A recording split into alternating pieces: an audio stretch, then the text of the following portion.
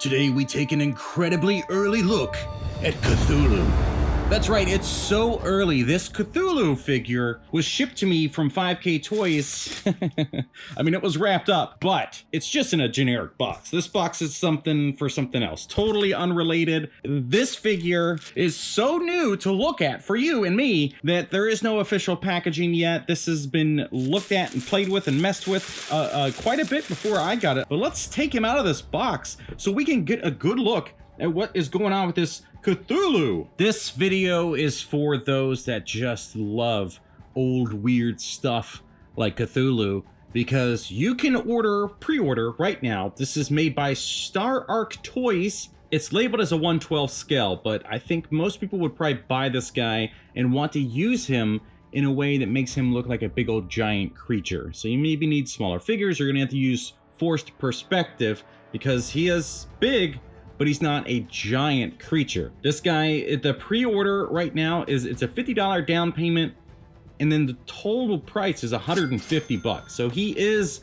a pricey figure, but it already pre-sold out on Big Bad Toy Store for $235. So look, 5K Toys, I'm telling you all the time, is the place to get so much stuff. License on license, it's always so much cheaper. So let's dig into this thing and look at it and see if it's really holding the value for 150 bucks. So here's all the stuff that was separated in the different bags and things. So he's got a lot of bits going on. He's got this super creepy, is this like an alternate head, I guess? This is wild looking, but it articulates with this little mandible piece. It looks like its own little creature that would just run across the ground or maybe pops off of him, and then you have to fight that thing separately. But you need like an awesome little pirate or some kind of cool mythical guy that needs to fight this thing. That would be sweet. But pirates, obviously, because look, he's got this big old anchor thing. But this guy is a little terrifying. There's a lot of articulation. There's a lot of parts going on here. So this arm was already pre-attached. He's got little spots here for these little baby arms. So let's start putting this guy together. So just trying to dig in and figure this thing out. There's this weird, gross stuff going on underneath his belly, but that's not really designed to just like remove the belly and show that. That's interesting. So I wonder what's up with that. It's just a way to fill in these gaps or something with some kind of weak point that you need to hit with your character. Okay. This thing is intense, man. So there's a lot going on here. And the best way to do this is probably to just kind of look at all of these. I should have just looked at all the parts first because there's a lot of swappable bits. So let's rewind. Oops. So you get two of these. You get one for the left side and one for the right. We're looking at all of these details, and it's got a ball joint here for the wrist, which is great. Again, I love this style because it allows you to do any pose. You get this kind of shoulder articulation and elbow articulation, which is fine because these are just little extra weird creepy claws to feed him, maybe. Wings with tentacles. This is a disgusting creature, which I guess, you know, he should be. Now this part does not articulate, which is probably good because this is kind of heavy and there's a lot going on here, but you have articulation back here for the shoulder essentially, or the shoulder blade area, and you get rotation here on this upper part so he can kind of have them folded down or fully exposed, unlike your NECA Gargoyles figures. So you got that. You get all of these extra parts here. So these are I think an extra head, which is this weird little creature thing. So let's just dig a little deeper. So the paint work on this thing is actually really nice. He's got some battle damage up there, the eyes, all of this. Now I have no idea if any of this is subject to change. I mean, that's usually always the case on the labels of things. But some of these things that we're seeing, like the paint work or the parts or the way they are functioning, the joints or something like that, may be different with the final product. But this is what we have to look at today. So this crazy little mandible thing, I think, is actually super cool. And then I don't know where his mouth would be. So how does he eat? It's all just kind of in here. There's like little fang pieces. So there's a lot going on. The more you look at it, the more you see how much sculpting is happening here, and how much paint is required to give this thing this kind of realism look.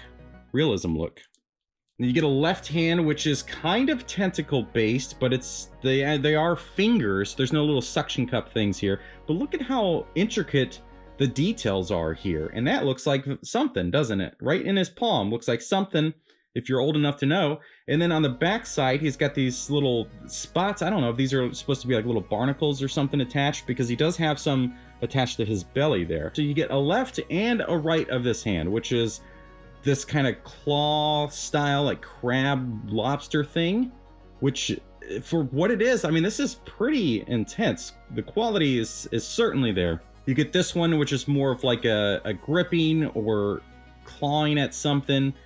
Very similar to the gripping hand as far as the design, but just an alternative option. Then you get this, which could go, I assume, on left or right side as a hand replacement, but this really cool looking tentacle thing. Now, I wish that there were some hinge points in here so you could like kind of wrap it around a figure or something and give it some action, and maybe a little bit more paint around these suction cup things, but maybe that's a little more natural and natural. And he's got these little horn spiky things coming off of it. This is a really cool design. It's kind of plant looking almost with these colors though. And I assume this would be his weapon, which is this gigantic anchor. So you kind of have this hook style here, the rope going down. It's got this metal look to it, or like a stone chipped away thing. And then the faces here. So you get this one with tentacles coming out of the mouth and an eyeball. And then you get this, which does look like Cthulhu himself. Am I saying that right? Cthulhu?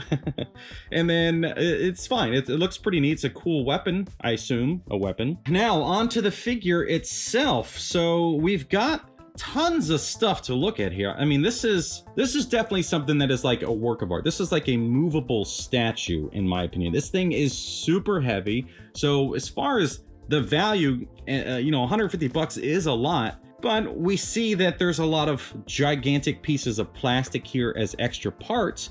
Really, really nice paintwork, and it's heavy. So there's a lot of plastic going on. And like when I removed the belly here, there's stuff on the inside that was also considered and painted. But you have articulation for days on a lot of these different parts. So let's remove all these extra items so we can kind of get a look at what's under the base of him here. Oh, and he's got little wings that can attach and detach on the back of him. So let's look at those. So the little wings, pretty cool. Got the claws on the top and bottom. Again, the paintwork is looking real nice. So look, this might not be for everybody. Is this something that if I saw myself, I would buy? Probably not. It's not really my jam. It's not the kind of thing that I collect. But I can also always appreciate this stuff when I get to see it in person. And for those of you that are into this kind of stuff, this thing, I think, is really gonna satisfy you on your shelf. There's so many ways to display him, but let's dig deeper into what's going on here with the design. So he's got this kind of octopus style head with this, like the pulsating weird dome thing, the little ear looking things, breathers or something. All of these extra eyes going on here. So the paint work is really nice. Again, the sculpt work and the paint are really, really top notch. He's got little tentacles coming off of the side of the face, all the way down and around. Some of them are webbed together. And then you get this big chunker here, which does articulate and exposes a bunch of little guys underneath. So he's gonna I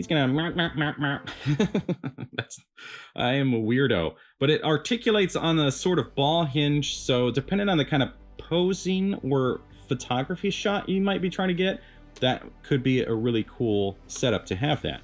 Then you got tentacles and essentially built-in armor, like body armor with his kind of crab-like bits and pieces here. The sculpt going all the way through the back, all those muscles and, well, not sea muscles, but musculature. He's got these spikes, which are a little chipped up because this is an early design and it obviously has been used and shipped around a lot. So don't discredit the figure for those little pieces. This going on under here is really cool. It looks like, a lot of sea creatures built into him. This is a really, really neat design. I think I would love to see whatever the box art is going to be for this. If somebody's actually designing this and inking it up and everything for the box art, I really am excited to see that. I bet it's awesome. Now he's got these huge ball joints going on, which are going to be important because he's heavy. He's got a lot of thick parts here. And the ball joints are going to allow for multiple angles of articulation, which is great. So ball joints here and at the wrist. And then this is more of like a standard just plug and rotation around the shoulders and stuff. So they come out easily. Final production probably still can for different designs or just for the sake of shipping. They might have to break some of these parts apart. But there's so much. I mean, this is really just like a let's stop and stare at all the designs here and the quality behind the paintwork here. This is really, really cool. I love all the little textures and stuff going on here. This is such a neat design of Cthulhu. Is this inspired by some 80s or older artwork, something from a book maybe, or is this just, you know, somebody's visual representation of the way it was described in original books or mythology or wherever he comes from, or from the Metallica song, which doesn't have lyrics? H.P. Lovecraft, duh, you idiot. It's H.P. Lovecraft. How could I forget that? I don't know. You just kind of connect this guy to so much more than that. H.P. Lovecraft. You don't have to comment and tell me that. And then you got all these barnacle pieces. Ooh, gross. He's a gross boy. The body, the legs is going down. I love now we're switching into these alternate colors, which I really, really like. So like these kind of seafoam green or whatever you want to call that, down into the purple parts. So I'd actually like to see some of these colors in more places, or an alternate painted version of him where he's kind of this style of sea creature. But either way, this is such a neat design. All these kind of armor, you know, natural armor bits from his crab-like creature bits or whatever, and his tail, which has a lot going on. So there's a lot of articulation points in the tail. It rotates, so you can have a few different layouts, and they are all on just like kind of a standard ball socket thing. All right, look at how big and beefy this boy is. My God. Now, I know a lot of you are going to be like, there's going to be some people that are super, super into this guy. I mean, this is an incredible thing, and I cannot express how intense this thing is. So save some money. Click the link down in the description, grab your own, and enjoy this incredible H.P. Lovecraft design on your shelf.